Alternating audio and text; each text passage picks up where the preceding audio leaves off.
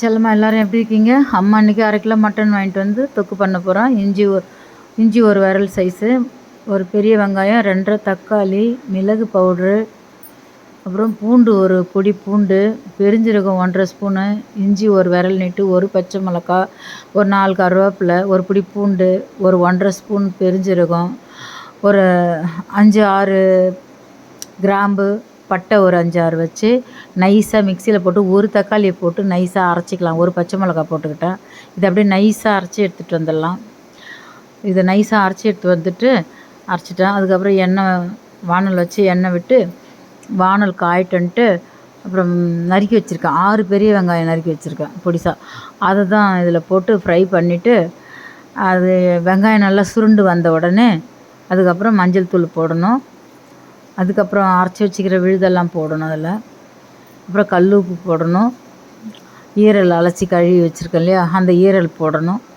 போட்டு ஒரு தொக்கு பதத்துக்கு இறக்கி வச்சு இது கீரை சாதம், வெத்து சாம்பார் மாதிரி வச்சு சாப்பிட்லாம். சுட சுட ரசம் சாப்பாட்டுக்கு இந்த ஈரல் வச்சு சாப்பிடுங்க.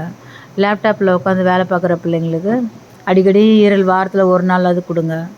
மட்டன் ஈரல் அவ்வளோ உடம்புக்கு ரொம்ப நல்லது.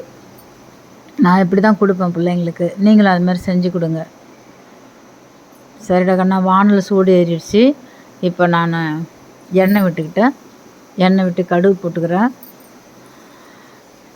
கடுகு போட்டுக்கிட்டு அதுக்கப்புறம் வெங்காயத்தை அதில் போட்டுக்கிட்டு ஒரு 6 பெரிய வெங்காயம் அம்மா பொடிசாக கட் பண்ணேன் இல்லையா, அதை போட்டு நல்லா பரட்டி விட்டுக்கும். அது ஒரு நல்லா நேரமாக வறுத்து வந்துச்சு. கல் உப்பு தேவையான அளவுக்கு கல் உப்பு போட்டுக்கிட்டேன்.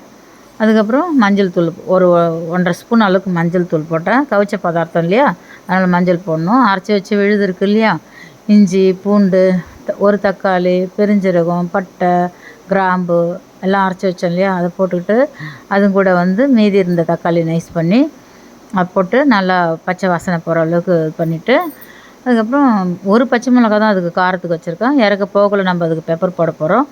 இப்போ நான் கழுவி வச்சுருக்கிறேன் இல்லையா மட்டன் ஈரல் கட் பண்ணி, அதை இது தலையில் போட்டு ஒரு 4 கரண்டி எண்ணெயை விட்டு தண்ணி கொஞ்சம் தேவையான அளவுக்கு விட்டு அது நல்லா வேக வச்சு சுண்டை வச்சு பரட்டி இறக்கணும். தொக்கு பதத்துக்கு இறக்கும்போது தான் மல்லி வைப்பேன், அது கூட பெப்பர் போடுவேன். இது மாதிரி பிள்ளைங்களுக்கு செஞ்சு கொடுங்க. இப்போ ஒரு மூடி போட்டு மூடிடலாம். தண்ணி தேவையான அளவுக்கு விட்டுட்டேன். மூடிட்டு ஒரு 10 நிமிஷம் வேகட்டும். நல்லா வெந்து தொக்கு பதத்துக்கு வந்துடும். அப்போ தான் இறக்கிட்டு பெப்பர் பவுடரும் மல்லித்தழையும் வச்சு இறக்கி வச்சு பரிமாறலாம்.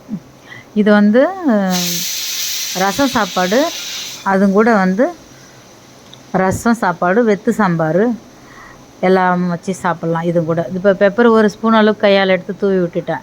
இப்போ 4 பரட்டி இறக்கி பாத்திரத்தில் மாற்றிக்கலாம். இது மாதிரி நீங்கள் பிள்ளைங்களுக்கு செஞ்சு தரீங்களா? பாய்டா செல்லம், அம்மா போயிட்டு வரேன். பாய், அடுத்த வீடியோவில் பார்க்கலாம்.